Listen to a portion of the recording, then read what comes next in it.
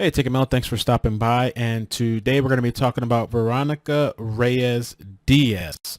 Now, to give a little bit of some information before we get into the story, I'm actually going to be meeting out with Pink Justice on Sunday.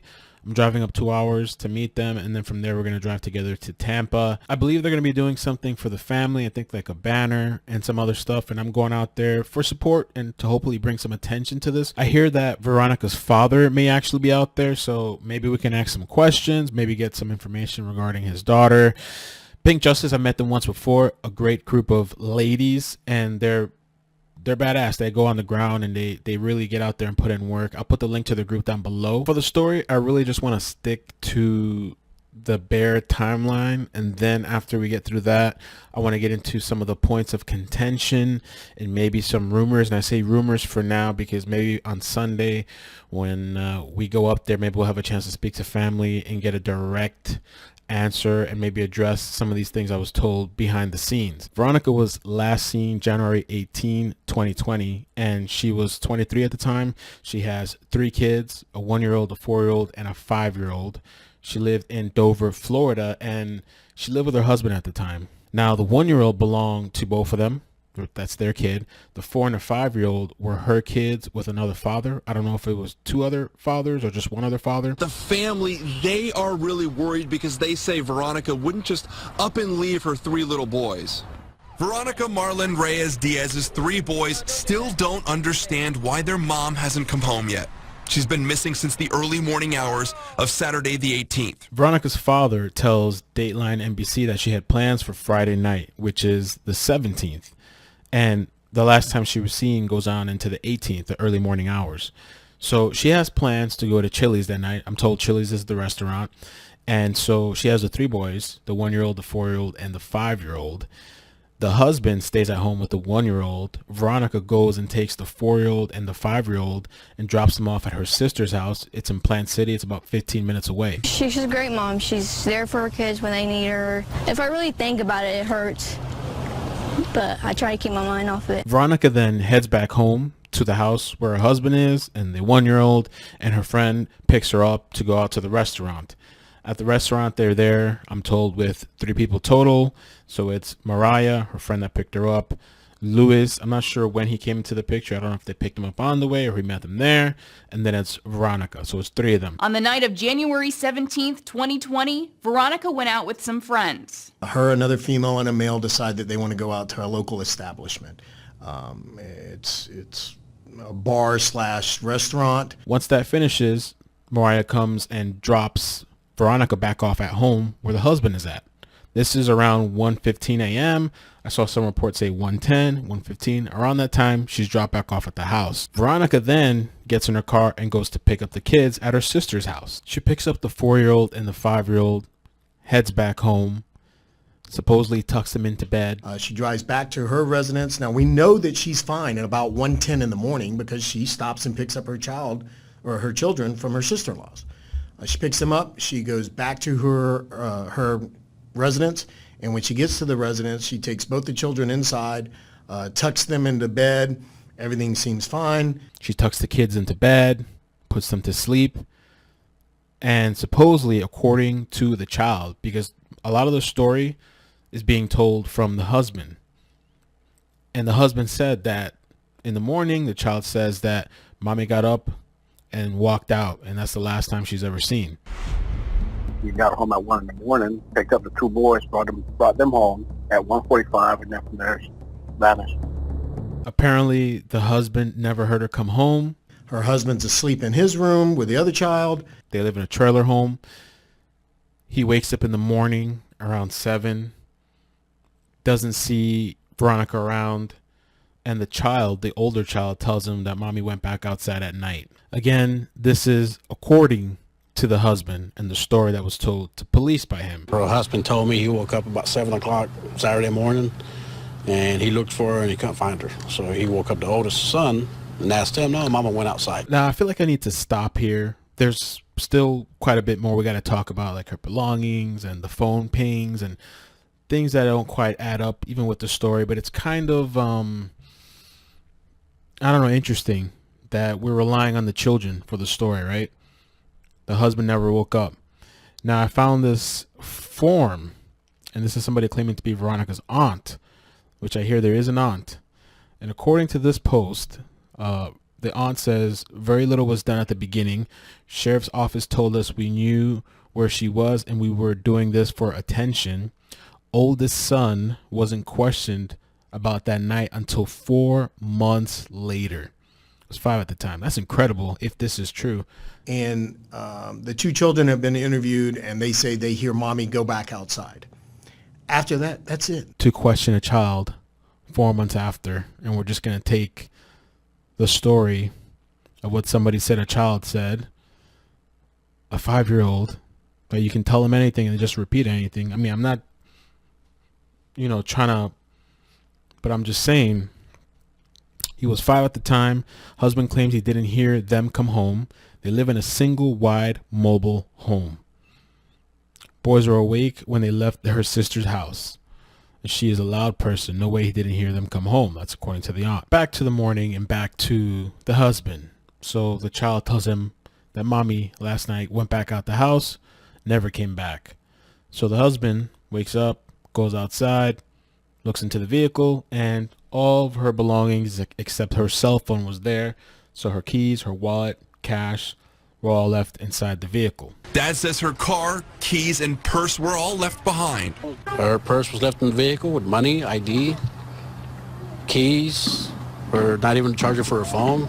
Only one surveillance camera exists in this mobile home park, and family says all it shows is Veronica's friend's car dropping her off. Now, I want you guys to tell me if this makes any sense. By the way, this one source, which I use multiple sources, this one source is from the Hillsborough County Sheriff. Tell me if this makes sense, right? We're going to listen to this together. This is what they're saying the husband says, okay? And if this makes sense to you, keep in mind, now we're getting to talk about the belongings that's found in the car and the cell phone. He's up in the morning. He realizes that their family car is there, but he doesn't see Veronica.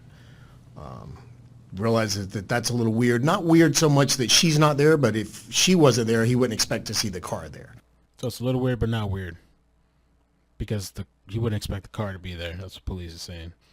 Maybe she stayed out with friends or something else like that, but that wasn't the case. So he starts looking around for her a little bit, gets her family involved, actually looks in the car, and in the car, he sees a lot of her personal belongings. Her wallet's there, her purse, ID, and some clothing is there. If your significant other is nowhere in the home, they're supposed to be home, the car's out front, all of their personal belongings minus the cell phone is in the car, that's not weird? Isn't that a little bit of cause for concern? Does that make sense? Can you really do a podcast like this and just say that's normal? He knows belonged to her. The only thing missing was her cell phone. Again, he thought it was very strange that why would she leave her purse, wallet, or anything else here, but take her cell phone only. So the family becomes involved, and then ultimately we get contacted and we begin our investigation. Now, check out this next part. And from what I hear behind the scenes, the family didn't find out until after Veronica was reported missing by the husband. Guess how many days later? At that point. The Hillsborough County Sheriff's Office is notified January 20th, 2 days after Veronica is last seen. 2 days later. And that's normal. Missing on the 18th. Reported 2 days later. Now, let's hear what the police are saying, or Chad's saying, is why they maybe didn't call prior. She had a history where she had left before and it had been gone for a couple of days. She had even made some comments of, being a mother is just, it's tiring on me. God, sometimes I just wish I wasn't a mother as much, or, I need a break. So I'm sure that the family thought, as well as anyone else, that maybe she did. Maybe she just needed a break. I could understand that, or I could see that for a couple of days maybe. Although not normal, but hey, if that's what you need, that's what you did. But we're going on 5 months, 6 months. So they're saying this is why maybe she wasn't reported missing for 2 days. Now, I did ask somebody about this, and maybe on Sunday we can confirm in person. I was told that that's BS. I was also told that she once stayed at her aunt's house overnight. And so when I looked at the different news clips, this is what the news clip said, and this is what I mean. There's several points of contention. Hey, has she ever gone away like this before? No. The family says her disappearance is completely out of character. When I speak to the dad and I see how much he cares and I see how involved he is and I see that he's just not written this off as that's just Veronica. Now let's get back to the phone and the ping and the report of her missing being reported 2 days later. The Hillsborough County Sheriff's Office is notified January 20th, 2 days after Veronica is last seen. On the 17th, Veronica goes out to the restaurant. She comes back home in the morning hours on the 18th. On the 18th morning, husband notices that she's missing. Her belongings are there except her cell phone are in the car. And he decides to report her missing on Monday, January 20th. And I wonder where the phone was pinging those couple of days. Her phone is missing. He says it either died or was turned off Monday night because no messages were going through. No one's heard a peep from her. For her, leave her kid stranded, I don't see it. You know, her phone's dead, and we can't get through to it. No messages, calls, go straight to voicemail. You know, of course, like any parent, you know, you get concerned and you think the worst of the worst. Now let's talk about adoption. Okay, it's been reported that the husband of Veronica was going to adopt the 2 children that weren't his biological children. This was the supposed same week that she went missing. The Friday, Saturday, Sunday, Monday she was reported missing. That week supposedly she had an appointment, or they had an appointment for the adoption to sign the papers.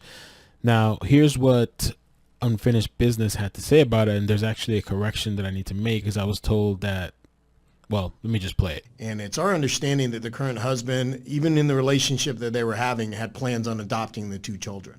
So later on that week, keep in mind all this occurred over the weekend that she went missing. Later on that week, she had appointments within the county court system along with her husband to adopt the children. That never happened, obviously. She went missing before those children were ever adopted. So her current husband was going to adopt the children that were fathered by other men. And to add to that, I was told that he actually did adopt the children that he was able to after, even with Veronica missing.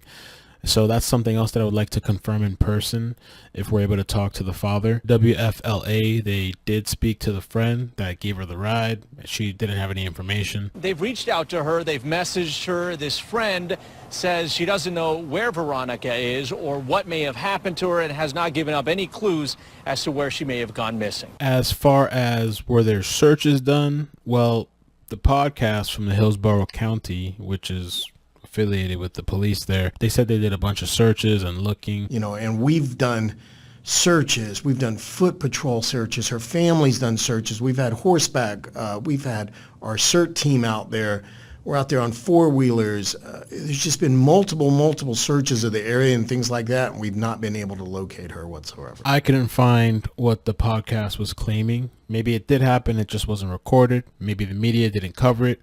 The only thing I personally saw with the media was where they stated the family and friends were at a search. Saturday, 150 friends and family spent the day looking through woods behind her neighborhood. They found nothing. I personally couldn't find the 4-wheelers, the horseback riding, the multiple search teams. You know, maybe it just wasn't publicized. Now, it's like 4 in the morning. I'm extremely tired. I just want to say thank you guys for the support. I really appreciate you. People that follow, subscribe, hit like, join the live streams, the channel members, the donations. I really appreciate you guys. Love you guys. I'm going to end off on one final clip. And I didn't address, there were some rumors and stuff and information that I heard. If I have time, I'm not going to commit to it because there's a lot to do between now and Sunday.